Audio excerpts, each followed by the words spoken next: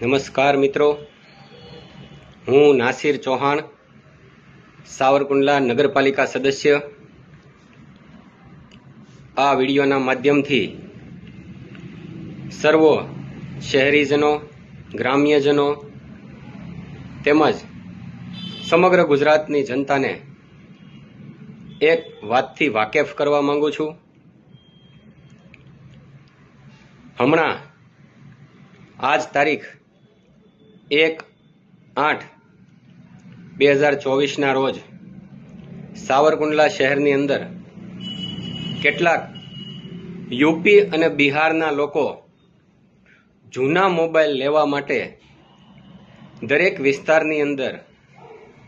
ગલીએ ગલીએ ફરે છે અને